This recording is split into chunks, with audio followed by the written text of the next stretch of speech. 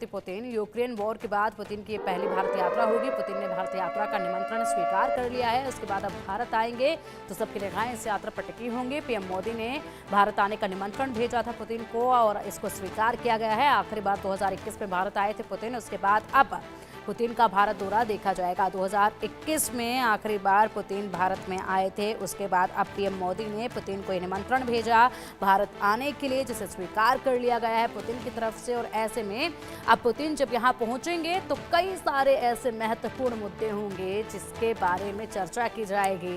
बहुत सारी महत्वपूर्ण डील्स होंगी जिस पर चर्चा होगी। बहुत सारे ऐसे महत्वपूर्ण प्रोजेक्ट्स होंगे जिस पर चर्चा होगी। साथ ही साथ जो वॉर यूक्रेन की चल रही है उसको लेकर भी चर्चा जरूर हो सकती है। ऐसे में सबकी निगाहें इस यात्रा पर जरूर टिकी होगी। अधिक जानकारी के लिए हमारे सहयोगी आदित्य वाधवान हमारे साथ जुड़ गए हैं। आदित्य, महत्वपूर्ण होगा पुतिन का भारत दौरा, जिस तरीके से निमंत्रण उन्होंने स्वीकार किया 2021 के बाद अब वो आएंगे भारत, तो जाहिर सी बात है कि बहुत कुछ ऐसी चीजें होंगी जो डिस्कस करनी होंगी। तो क्या कुछ महत्व जो है इस यात्रा का रहने वाला है? जी पिंकी, देखिए अभी इस समय बहुत ही क्रिटिकल जंक्चर है और इस समय हमने पहले भी देखा है कि भारत और रूस के रिश्ते बहुत अच्छे रहे हैं और उसका नतीजा फलस्वरूप ये हुआ है कि व्लादिमीर पुतिन ने जो है इमीडिएटली जो इनविटेशन है भारत दौरे पर आने का एक्सेप्ट कर लिया है। तो अगर हम इस समय बात करें, इस समय विश्व में बहुत ज्यादा उथल पुथल चल रही है। एक तरफ हम देख रहे हैं यूएस प्रेसिडेंट जो है डोनाल्ड ट्रंप, वो एक टैरिफ वॉर वेज कर रहे हैं।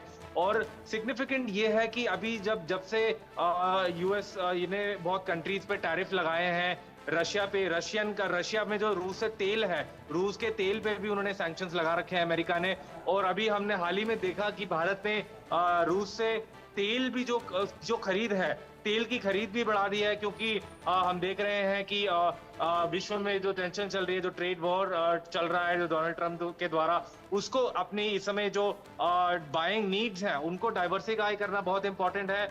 और आने वाले टाइम में, और हमें ये भी दर्शकों को बता दें कि भारत जो रूस है, भारत को डिफेंस इक्विपमेंट, चाहे वो कलाशनिकोव राइफल्स हो और भी तरह का डिफेंस इक्विपमेंट हो, वो साझा कराता रहा है। और कितनी बार ऐसा भी हुआ है कि काफी डिफेंस इक्विपमेंट भारत रशिया से लेकर आया है। तो एक भारत और रशिया में एक बहुत एक गहरा रिश्ता है।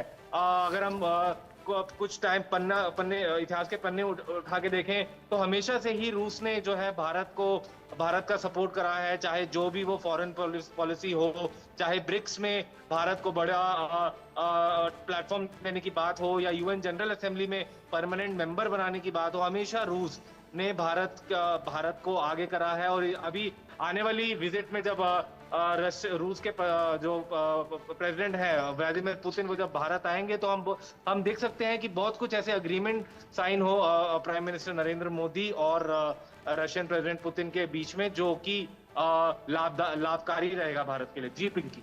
ठीक है आदित्य, बहुत बहुत शुक्रिया आपका इन तमाम जानकारियों के लिए। सभी की निगाहें इस यात्रा पर रहेंगे, क्या कुछ निकल कर आता है इस यात्रा से, ये देखने वाली बात होगी। फिलहाल वक्त चला एक छोटे से ब्रेक का। खबरों का सिलसिला लगातार जारी रहेगा। आप देखते रहिए इंडिया न्यूज़।